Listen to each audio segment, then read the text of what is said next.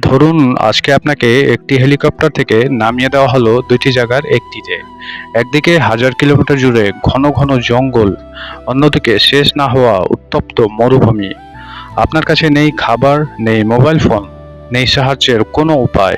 মাত্র এক বোতল পানি আর একটি ছুরি নিয়ে আপনাকে টিকে থাকতে হবে 7 দিন। আপনি কোনটি বেছে নেবেন? অধিকাংশ মানুষ ভাবেন জঙ্গলে বাঘ আর সাপ আছে বলে মরুভূমি অনেক ভালো।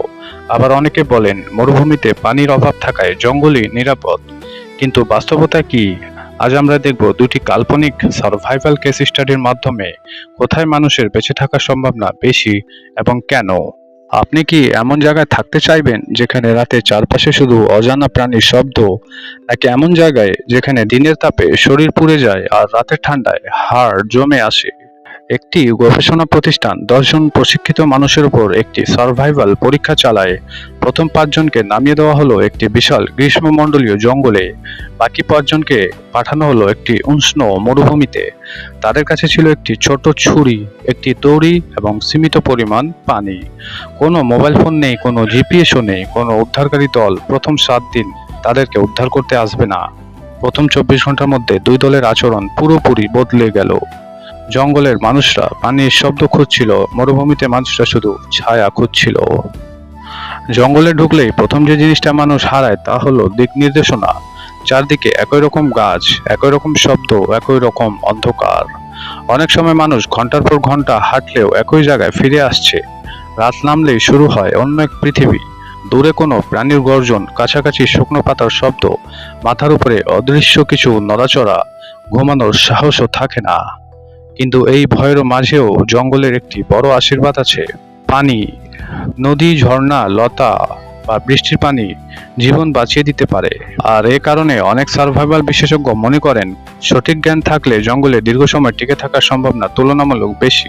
তবে ইমোশনাল অংশ হচ্ছে, চতুর্থ দিনের রাতে কল্পিত চরিত্র রাহাত একটি বড় গাছের নিচে বসেছিল।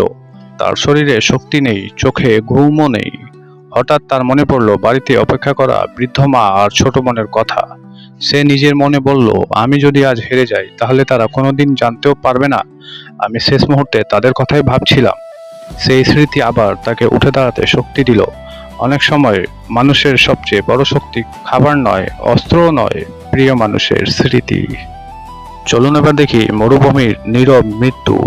মরুভূমি প্রথমে সুন্দর মনে হতে পারে, দূর পর্যন্ত খোলা আকাশ, কোনো জঙ্গল নেই, কোনো ঘন অন্ধকার নেই। কিন্তু এখানকার সবচেয়ে বড় শত্রু চোখে দেখা যায় না, সেটি হলো পানি শূন্যতা। একজন মানুষ পর্যাপ্ত পানি ছাড়া খুব অল্প সময়ে মারাত্মক দুর্বল হয়ে পড়তে পারেন। প্রচন্ড গরমে শরীরের পানি দ্রুত কমে যায়, আর রাতের তাপমাত্রা হঠাৎ নেমে গেলে শরীরের ওপর আরও চাপ সৃষ্টি হয়।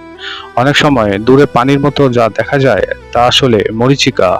মানুষ আশা নিয়ে এগোয়, কিন্তু কাছে গিয়ে দেখে সেখানে কিছুই নেই। এই মানসিক ধাক্কাও বেঁচে থাকার লড়াইকে আরও কঠিন করে তোলে। মরুভূমিতে আরও থাকে ক্যাকটাস ও কাঁটাযুক্ত গাছ, বিশেষ করে আমেরিকার মরুভূমিতে বেশি দেখা যায়। এছাড়াও যেসব প্রাণী থাকে তার মধ্যে হলো উট, সাপ, বিচ্ছু, টিকটিকি, মরুভূমির শিয়াল, ইঁদুর জাতীয় ছোট্ট প্রাণী, বিভিন্ন পোকামাকড়। মরুভূমির সবচেয়ে ভয়ঙ্কর ব্যাপার শুধু তৃষ্ণাই নয়, সাপ ও বিচ্ছুও হতে পারে। এখন যদি আপনাকে সিদ্ধান্ত নিতে দেওয়া হয়, তাহলে একদিকে এমন জায়গা যেখানে প্রতিটি গাছের আড়ালে অজানা আতঙ্ক, অন্যদিকে এমন জায়গা যেখানে আকাশ পরিষ্কার কিন্তু পানি নেই। আপনি কোনটি বেছে নেবেন? জীবন নাকি অপেক্ষাকৃত দ্রুত মৃত্যুর ঝুঁকি? শেষ পর্যন্ত প্রকৃতির সঙ্গে লড়াইয়ে জয়ী হয় শুধু শক্তিশালী মানুষই নয়, জয় হয় সেই মানুষ যে ধৈর্য ধরে, সঠিক সিদ্ধান্ত নেয় এবং শেষ মুহূর্ত পর্যন্ত আশা ছাড়ে না। জঙ্গল আমাদের শেখায় ভয়ের মাঝেও জীবন খুঁজে নিতে হয়। মরুভূমি শেখায় একটি ফোঁটার পানির মূল্য কত বড় হতে পারে। প্রকৃতি কখনো মানুষের শত্রু নয়, কিন্তু যে তাকে অবহেলা করে প্রকৃতি তাকে কখনো ক্ষমা করে না। আজকের প্রশ্ন আপনার জন্য, আপনাকে যদি এখনই বেছে নিতে বলা হয় জঙ্গল নাকি মরুভূমি, আপনি কোনটি বেছে নেবেন? কমেন্টে উত্তরটি দিয়ে যাবেন।